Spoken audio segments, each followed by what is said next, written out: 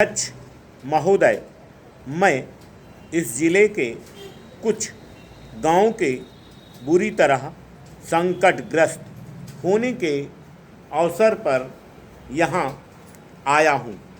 इन स्थानों में से मैं एक बहुत पुराने उपनगरीय शहर और अमरावती जिले के कुछ क्षेत्रों को देखने गया। अधिकांश गांव बाढ़ चपेट में हैं। मुझे याद है ये गांव 3 वर्ष पूर्व भी बाढ़ से प्रभावित हुए थे। तब मैं इस निर्वाचन क्षेत्र का प्रतिनिधित्व कर रहा था।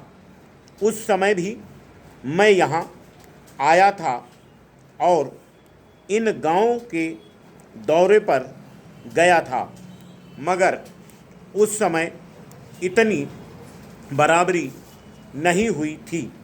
बाढ़ग्रस्त लोगों के लिए उस समय कुछ महत्वपूर्ण कदम उठाए गए थे। उन तक राहत पहुंचाई गई थी।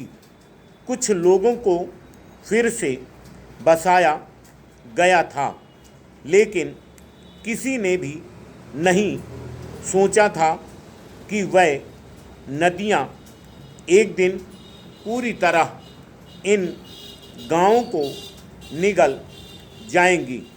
महाराष्ट्र सरकार ने बाढ़ग्रस्त लोगों को शीघ्र ही राहत पहुंचाने के लिए आवश्यक कदम उठाए हैं। भारत सरकार भी इस कार्य में पूरा हाथ बटा रही है। हमने उन परिवारों को आर्थिक मदद दी है जो बाढ़ में अपनी अपनी जान गंवा बैठे हैं। इस तरह बड़ी संख्या में लोगों की जानें गई हैं।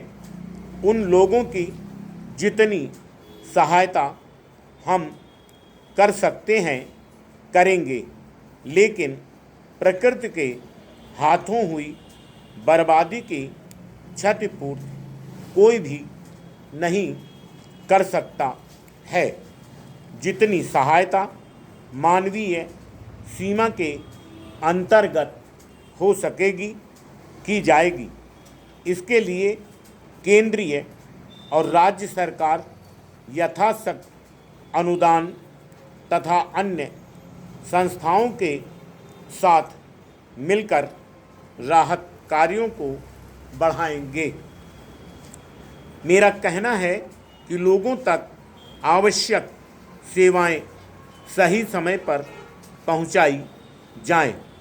इस तरह हम उन तक बहुत कुछ राहत पहुंचा सकेंगे और उन्हें फिर से बसा सकेंगे। मुख्यमंत्री ने मुझे बताया कि इन बाढ़ग्रस्त लोगों को मकानों की मरम्मत के लिए रुपया देने से ज़्यादा आवश्यक है उन्हें सुरक्षित स्थानों पर फिर से बसाना। पुनर्वास कार्यक्रम का कुछ अनुभव हमें पहले से है।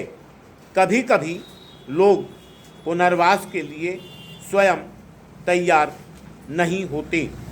ऐसा भी होता है कि जिन स्थानों पर आप उन्हें बसाना चाहते हैं वहाँ सभी प्रकार की सुविधाएं नहीं होती।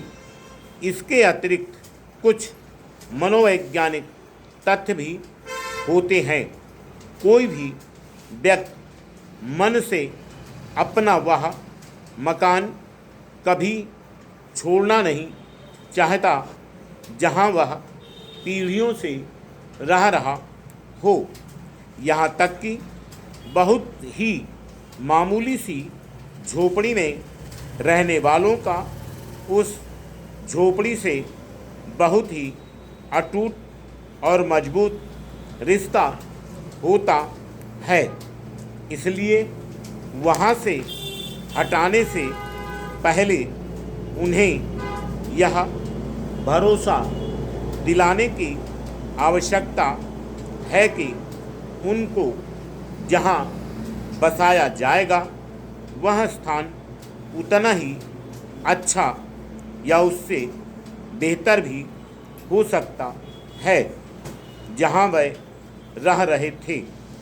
संकटग्रस्त लोगों को रुपया, निर्माण, इमारत व मकान की सुविधा उपलब्ध कराने के अलावा इस मनोवैज्ञानिक तथ्य को भी समझा जाना चाहिए।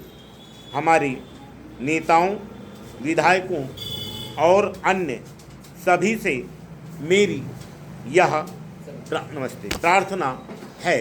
Full stop.